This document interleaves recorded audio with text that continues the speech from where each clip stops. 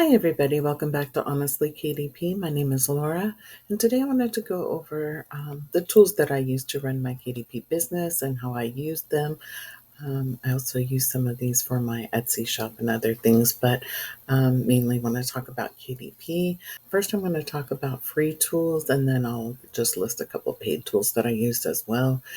So, under the free tools for research tools, um, the first one I put is Self Publishing Titans. They have their Amazon KDP niche Finder and the Amazon KDP Search Suggestions that are free extensions in Chrome. The third one is the Low Content Book Creator. So, really quickly, if you go to their website, selfpublishingtitans.com, go into the free resources, KDP tools, and here you'll find the extensions that you will just download or add to Chrome. Here it says remove from Chrome because I already have it installed. So here, if I start looking at Mermaid coloring book, um, you'll see that this Self-Publishing Titans suggestion bar drops down. That's beyond what KDP has here. So it just gives you extra suggestions. And then if you find one that you like, you can just click on it. And then this will bring up the other tool, which is the keyword niche score, keyword niche finder. Now here you'll see 10,000 results. I did want to show you. Oh, now this is pretty saturated, but I just wanted to show you. See, if I put for girls, it said 10,000. If I take out girls, it just says 1,000. So I'm not really sure how accurate those are, but you'll see these are the top listed, and these are all sponsored with ads. See, these all do have decent BSRs. This is another of the free tools, which I'm going to go back to the DS Amazon Quick View, which will show you. So you don't have to keep clicking into each book to see that's another Chrome extension. So, so that you don't have to click into each book to see the BSR. You also can hover over it. You'll see here, independently published, the date it was published, and what categories it's ranking in. But even these that are not, the covers are not that great. They're doing pretty good. I would say this is by far the best, and it does show in the BSR. I did look that up. That is another free tool, the tckpublishing.com, and it's a book sales calculator. So if I punch in that they had a rank of 475, change this to book, calculate sales. They're making over 3,000 sales per month, and the price is low, so they're probably making, I don't know, $1 on each book. But I mean, still, they're making almost $4,000 with just one book. And that author also does have, if you go in, look, it's book 9 of 11. You click there, it'll take you. She also has this, or he also has this amazing unicorn book that I've seen in a lot of YouTube videos that, like, it just shows that, like, the cover is so important because that book has over 20,000 reviews. So she has, or he has, multiple books that are probably bringing in about 10,000 a month or something like that. I mean, I don't know, but that single book was over 3,000. This one is probably even higher, but a low price, again, $4.99. The other self-publishing Titans tool is their low content maker. If you go here, I'm not sure if I've shown this in another video or not, but they have a lot of different paper and like book builder tangent templates where you can use their interior pages to create a book. The difference with this one is that, let's say I want to make a 8.5 by 11 book. You click next, right? You can customize the interior of your book, which I like. So they start with a blank page. Let's say you wanted to do some handwriting pages, okay?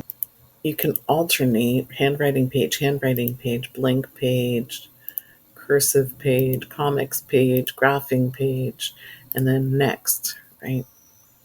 And then you're going to select whether you want bleed or no bleed, whether you want it to be editable in Canva, um, and then if you want to upload like an icon to the page, you can do that.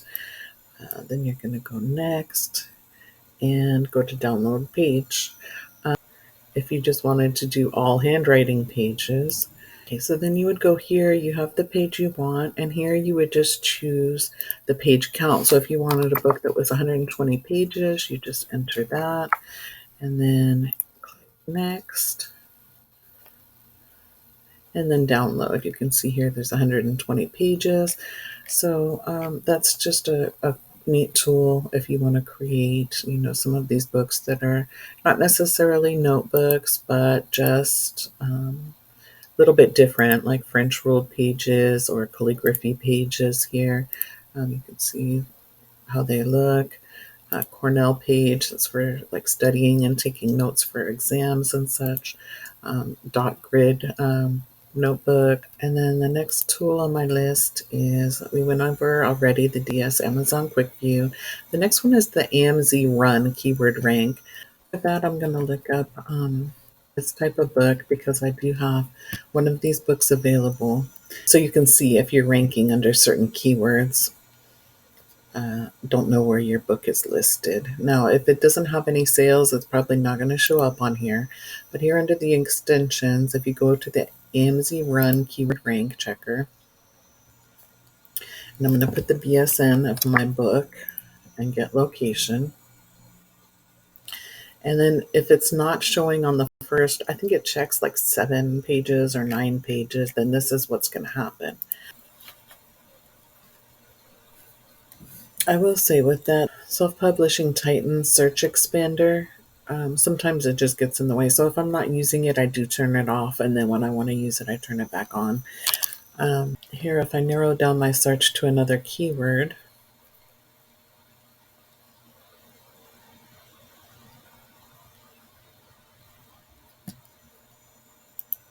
and then use this again, the AMZ Run and Keyword Expander, and I happen to know where my book is on this keyword. It's on page 1. It is number 19 overall with the search phrase peritoneal dialysis logbook.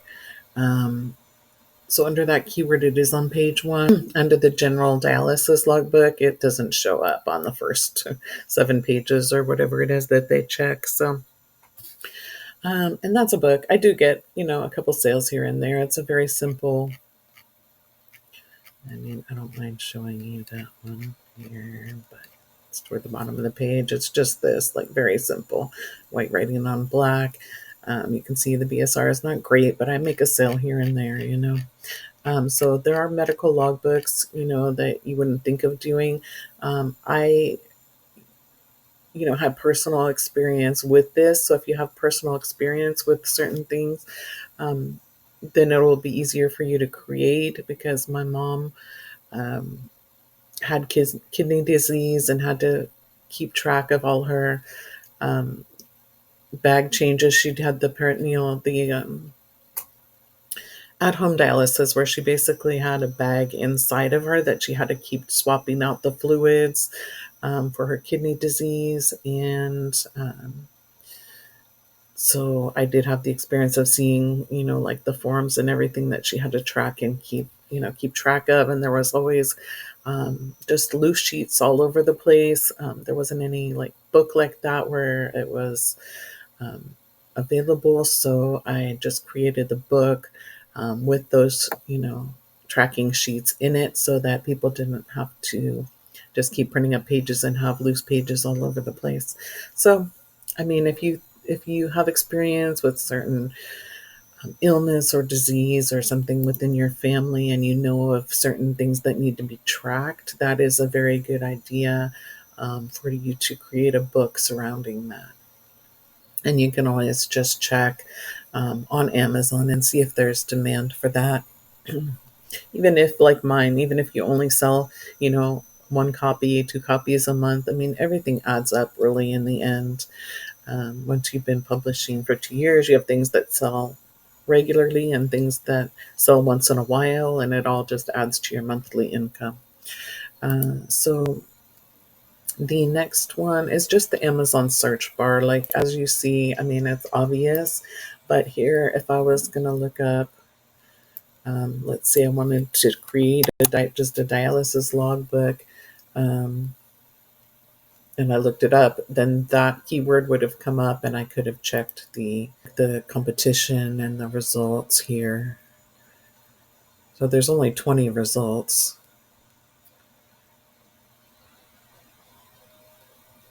for that specific type of dialysis logbook. But there are other types of dialysis logbooks as well you can create. See, it's not a great niche score. Um, Average is 2 million. Independently published 16, so that's good. Average reviews is 71. So yeah, it's not like a highly searched or purchased item, but it's still there. It still gets sales, even with that score. All right, moving on. So for book creation, my free you can use I do have the Pro Canva account, but you can use a free Canva account. That is what I use. I mean, there's always Google Sheets Google Docs or whatever it's called that you can use, Microsoft Word, different things. Even you can create books in PowerPoint. I have done that. Um, Canva is just like more user friendly to me than all of those. So, like Word, I wanted to try to start using Word more. I do have it installed on my computer, but it's just so difficult if you're using, especially like words and images, like words will wrap around the image. It's hard to get things positioned exactly where you want them. I mean, I think I used to know how to use it better than I do now, back when I was in school and using it more, but it's just a learning curve.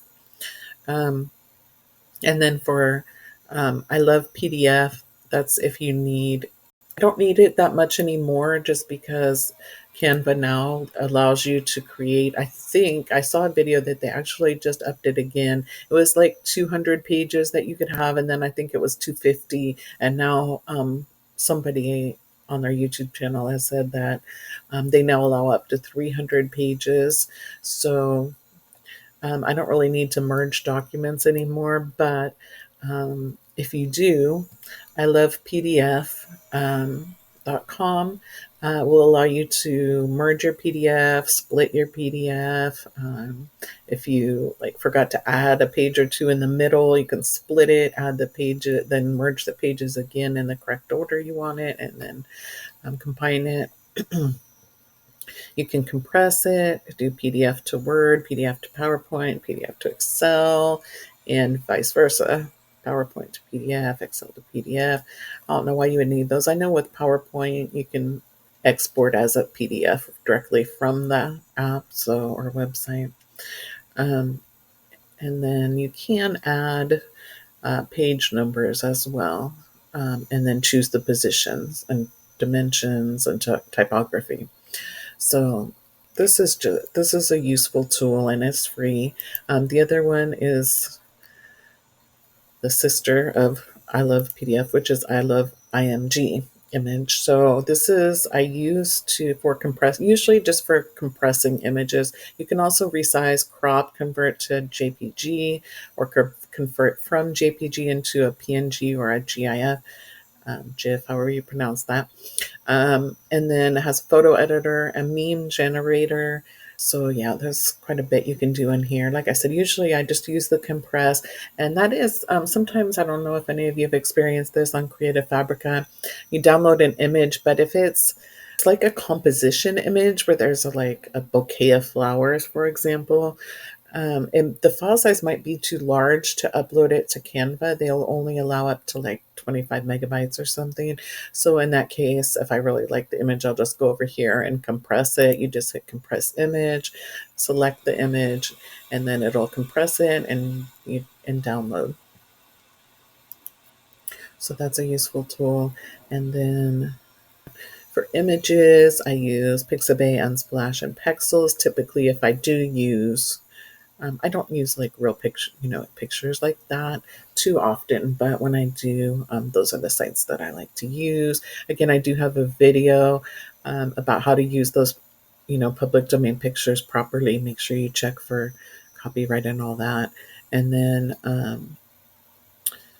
yeah, I already went over the I love IMG, and also there's the photo filters that I also went over in my other video about using public domain pictures. That's basically a photo editor, um, and you can use these for your home photos as well, because there's a lot of, it's like a, well, actually, I don't know if I don't have Photoshop, so I don't know if it's the same, but it does have a lot of features. There's a special effects that you can add, um, filters, autocorrect,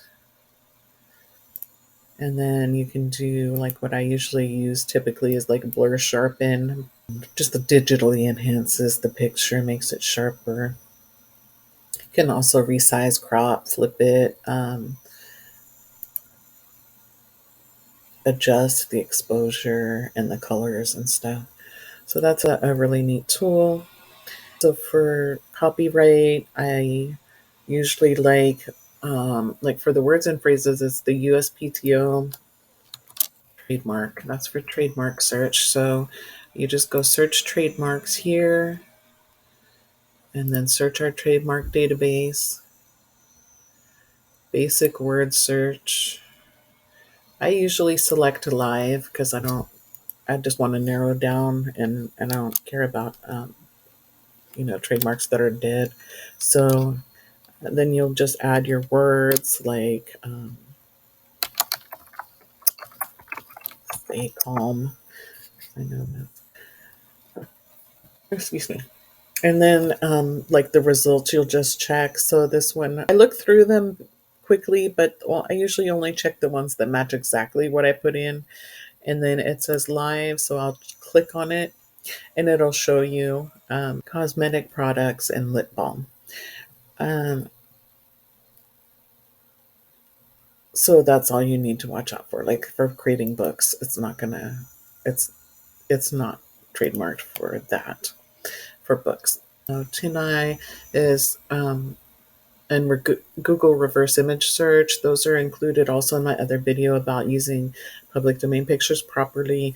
You can even use it for graphics or whatever. So Tinai, you just upload the picture. If you have something you just downloaded, you can just drag it in and drop it. Here, I can just drag it up into Tinai.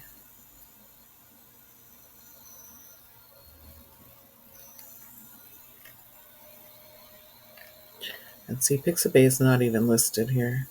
It's showing all like paid stock image sites. So what I would do here is I was looking at the date that it was published. This says January 1st, 2023, which is before all of these. So I would still use it um, as long as it was published before. So what somebody did, or what multiple people did, obviously, which is awful, is they come into Pixabay and take these free pictures and then upload them to the stock websites to make money from the free images. So I don't know. I guess you can do it. It's kind of questionable. I don't know if there's. um, I wouldn't do it, but anyway. I mean, I might use the image on like a poster or something and sell it, but I'm not going to go in and resell the same image, just the image itself. That's terrible. Um, yeah, so that's 10i. Google reverse image search does the same. You just go to Google, click on images, and then you would just drop the image right here.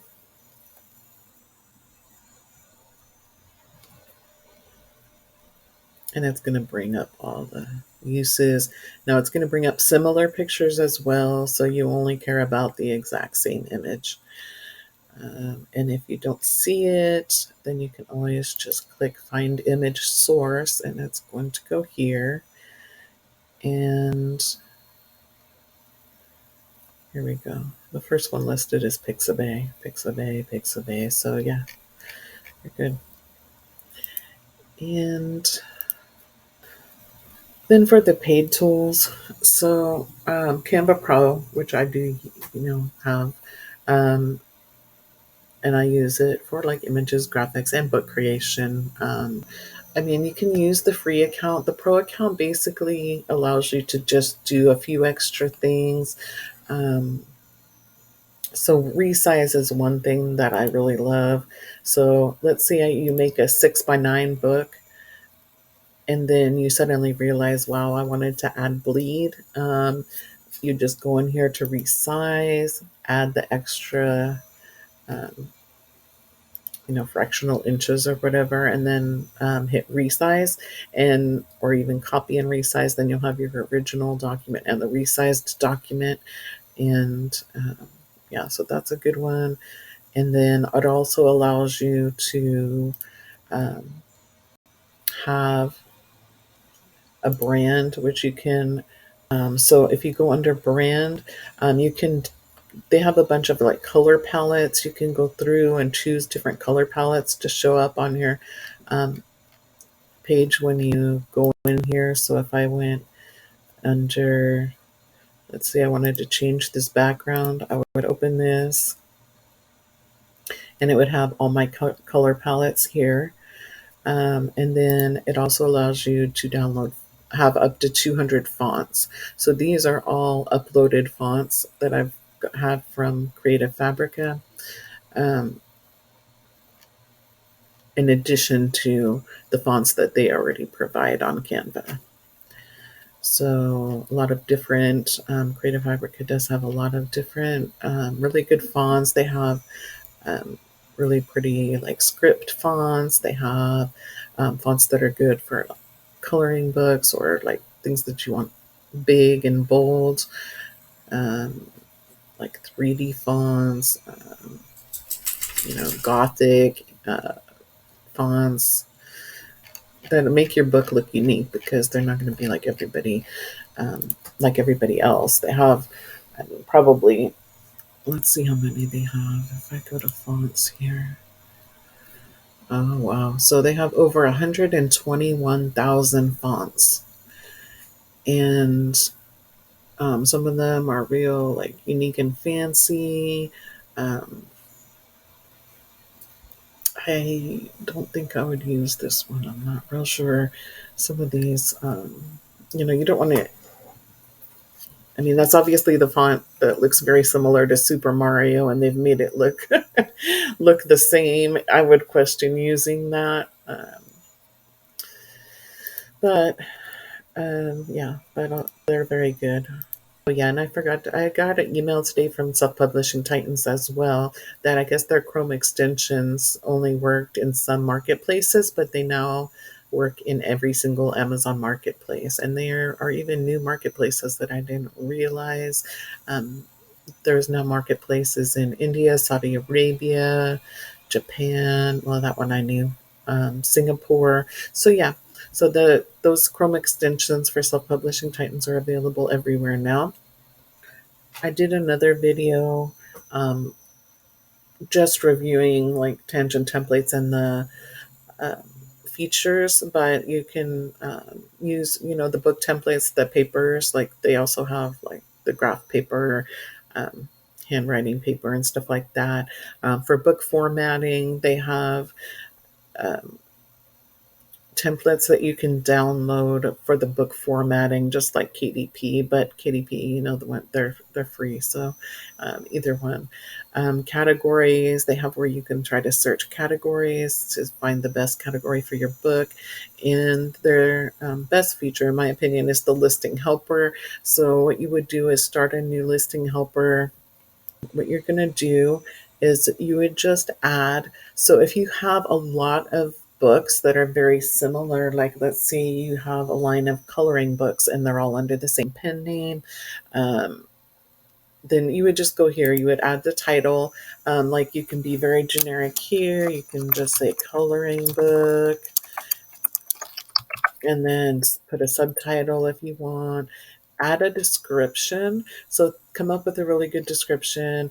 Um, Keywords, what I would do is fill out, maybe 4 or 5 of these with the regular generic keywords that you're going to use, like coloring book, coloring, for kids 4 to 8, whatever.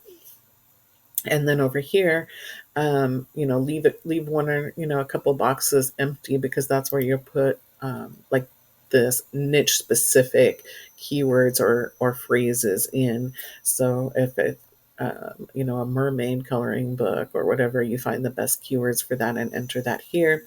And then you can put in your author name, and if you have like a series name or anything here, you can select the categories. So go ahead and select the appropriate categories, mark if it's adult content or large print. Um, and you can even just put notes for yourself that won't show up there. And then you put save, click save. And then when you go to here, let's say you wanted to create a book and you already had that listing saved.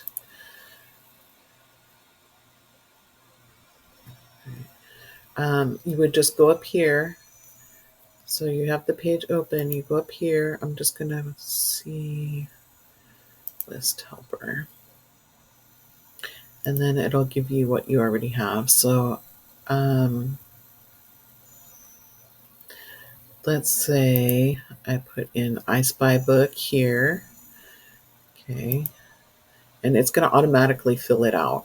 So if I have a different I Spy book, I'll just put I Spy and airplanes or animals or whatever it is. Okay. But a lot of it's already filled in. So it's already going to have the name, the author name, the description, and these words, and the keywords.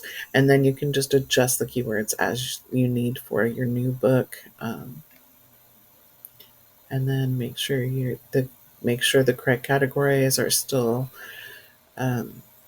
selected here.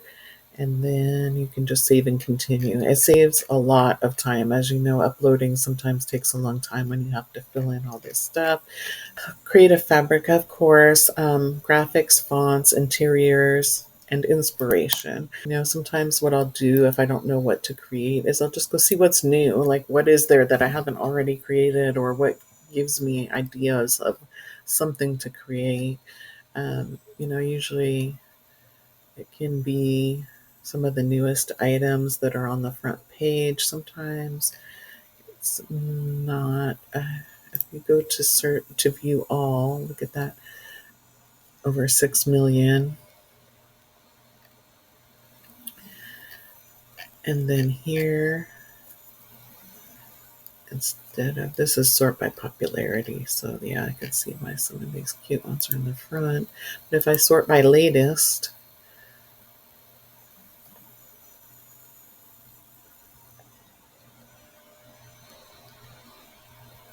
then it will take me to the most current uploads. And then I might find something, these are pretty, something that I like that maybe a million people haven't used yet, something that'll look more unique.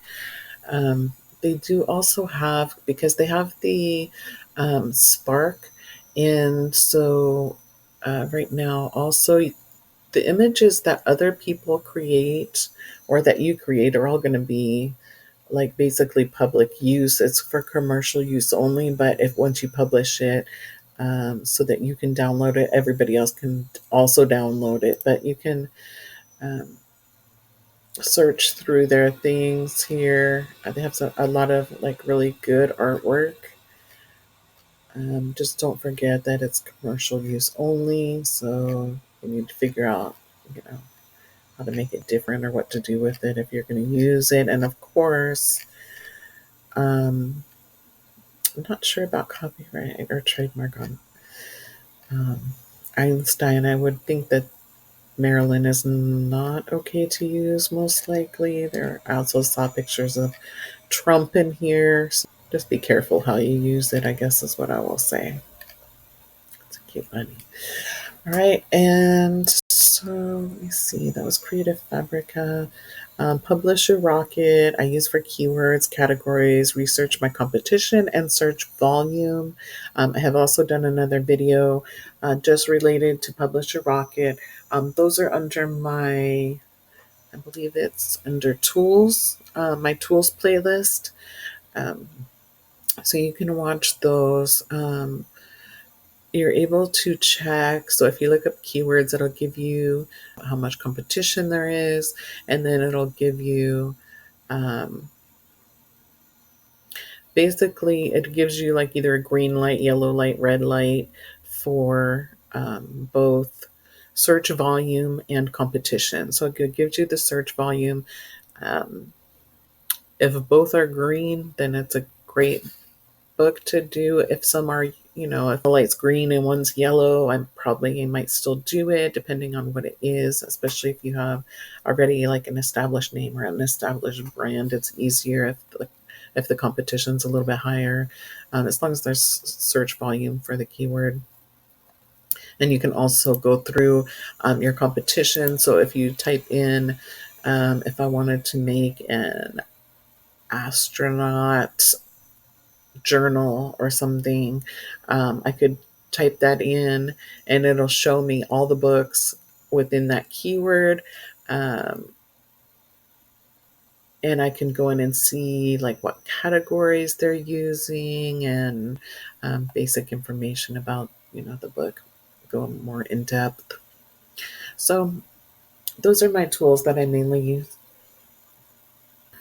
And that's all I had for today. And either today or tomorrow, I should also be coming out with my income report for February. Thank you for watching and have a great day.